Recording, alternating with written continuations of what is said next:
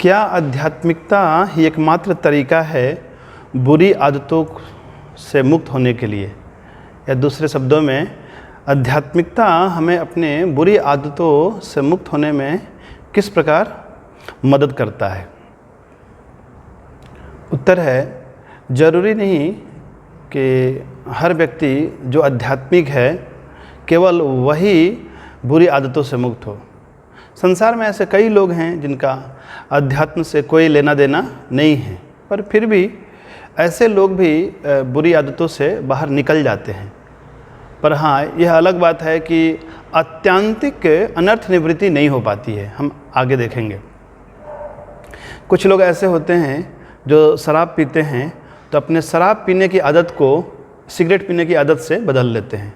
यानी अब वे शराब नहीं पीते, अब वे सिगरेट पीते हैं। या कुछ लोग जो अभी सिगरेट पीते हैं वे सिगरेट पीने की आदत को शराब पीने की आदत से बदल लेते हैं। मन एक प्रकार का यंत्र है और इस यंत्र को, इस मन को प्रशिक्षित किया जा सकता है। तो ऐसे लोग सोचते हैं जो शराब पीने वाले हैं कि सिगरेट शायद उतना नुकसानदायक नहीं है जितना कि शराब।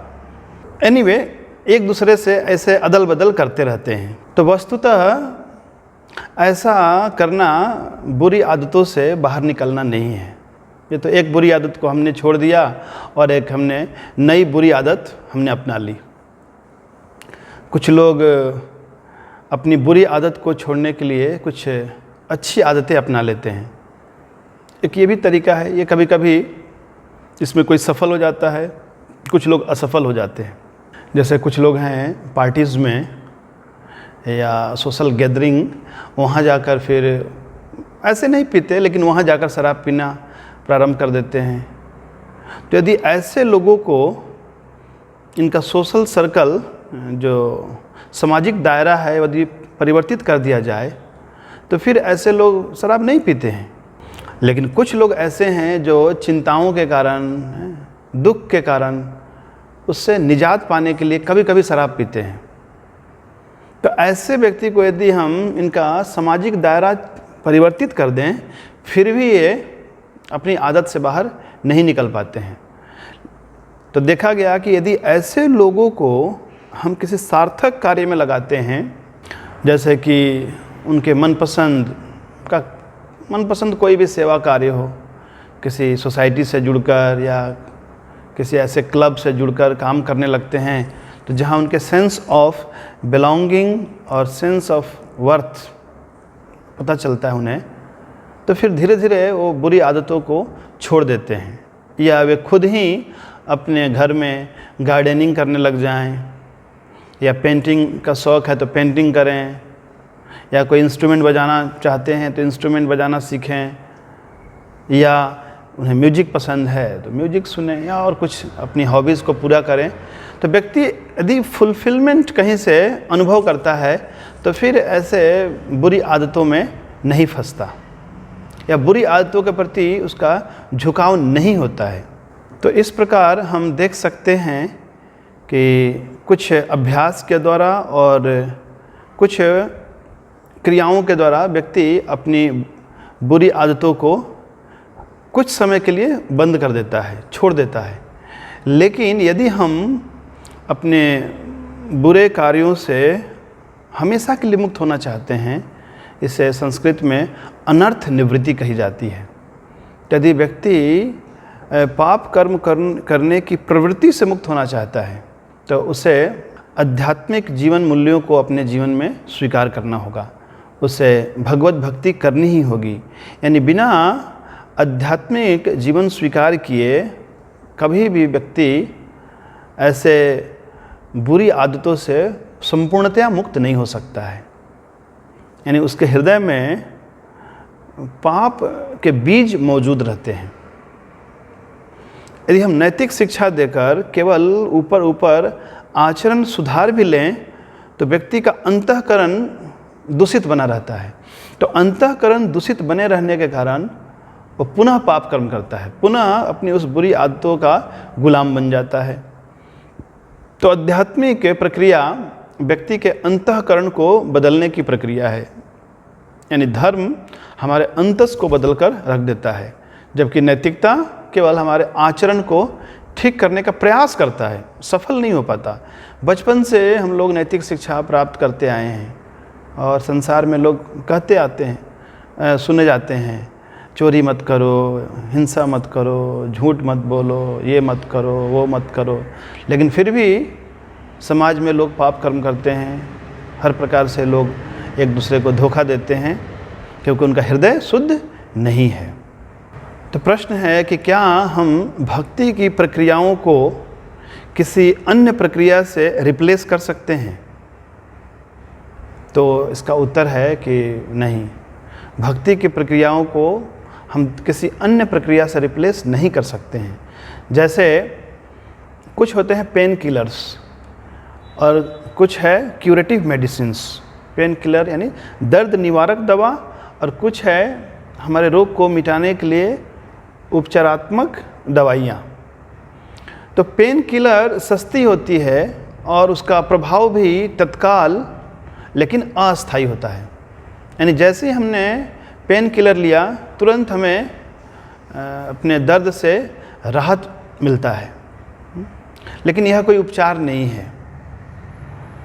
अब जो क्यूरेटिव मेडिसिन्स है, एक तो महंगी होती है और दूसरा उसका प्रभाव प्राप्त होने में समय लगता है, यानी धैर्य की आवश्यकता है। अब कोई भोला भाला व्यक्ति यह सोचे कि नहीं नहीं, ये पेन किलर कितना अच्छा है, इसे लेते ही हम तुरंत हमें दर्द से निजात मिल जाता है, तो क्यों ना हम केवल पेन किलर ही लें, क्या ज़रूरत है इतनी महंगी दवा खाने की। पर वो बुद्धिमान नहीं है, क्योंकि बीमारी बनी रहेगी, तो जब तक बीमारी होगी तो पीड़ा भी बनी रहेगी। तो वैसे ही जो कुछ ध्यान की विधियां हैं, तथाकथित कुछ धीरे धीरे और गहरी सांस लेने की विधि है, त्राटक की विधि है, किसी पेपर पे ऐसे एक काला डॉट बना दिया या कुछ कंसेंट्रिक सर्कल्स खींच दिया है, उसमें बोलता है कि इधर ध्यान करो। इस तरह की विधियां थोड़े समय के लिए हो सकता है कि हमारे मन को शांत कर दे। दो चीज़ें होती हैं, एक है मन की शांति और एक है मन की शुद्धि। मन की शांति यानी पैसिफिकेशन ऑफ द माइंड, शुद्धि यानी प्योरिफिकेशन ऑफ द माइंड। तो धीरे धीरे सांसों का लेना या सांसों के ऊपर ध्यान देना या त्राटक करना या अन्य किसी प्रकार का ध्यान करना, इससे थोड़े समय के लिए हमारा मन शांत होता है। देखा गया कभी कभी भक्त जप करते करते उनका मन बहुत विचलित हो गया, यानी मन बहुत भाग रहा है यहाँ वहाँ। तो भक्त ने थोड़ा अपनी लंबी लंबी सांसें, गहरी सांसें लेकर थोड़ा उसने मन को शांत किया और फिर वो जप में बैठ गया। फिर उसका जप और बेहतर हुआ। अब कोई भक्त यह सोचे कि चूँकि धीरे धीरे और गहरी सांस लेने से मन शांत होता है और इसका प्रभाव हमने देखा है, तो क्यों ना अब हम 2 घंटा बैठकर यही सांसों के ऊपर ही ध्यान दें, जप क्यों करना है। तो ये ऐसा ही है, केवल पेन किलर लेने जैसा है।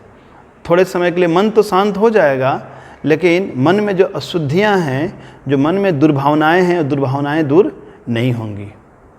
तो इसीलिए हम भक्ति की प्रक्रियाओं को किसी अन्य प्रक्रियाओं से सब्स्टिट्यूट नहीं कर सकते हैं, यानी अन्य कोई विकल्प नहीं है।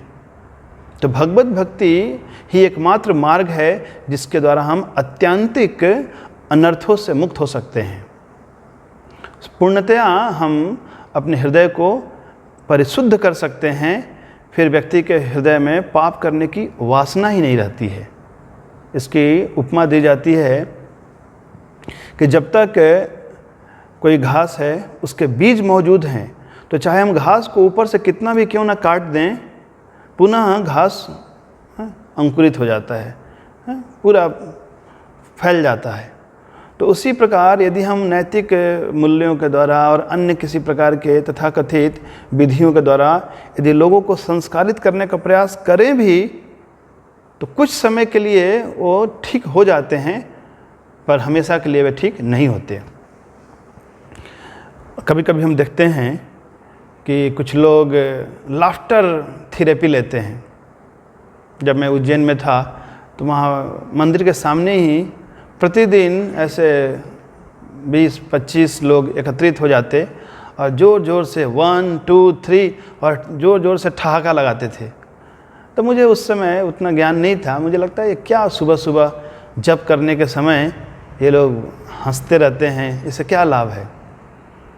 लेकिन बाद में मैंने वरिष्ठ भक्तों से पूछा तो पता चला कि ठीक है, इससे भी कुछ उन्हें राहत मिलती है, लेकिन इनका दुर्भाग्य है कि बस इतने ही राहत से ये संतुष्ट हैं।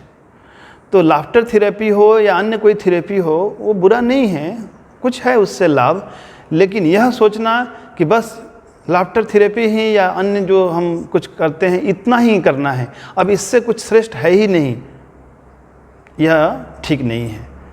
तो भगवत भक्ति को भी हमें स्वीकार करना चाहिए।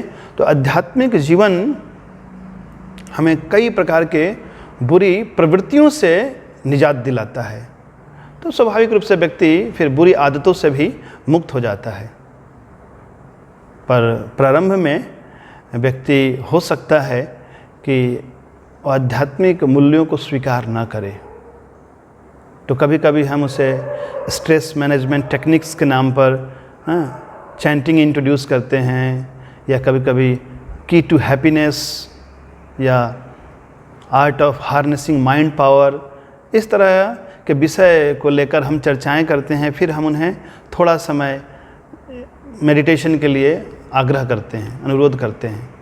लेकिन जब व्यक्ति ऐसे भगवान के पवित्र नाम का उच्चारण करने लगता है और उसे एक प्रकार की दिव्यता की अनुभूति होती है, एक उच्चतर स्वाद का अनुभव करने लगता है अपने जीवन में, तो फिर स्वतः ही उसका मन ऐसी बुरी आदतों से ऊपर उठ जाता है।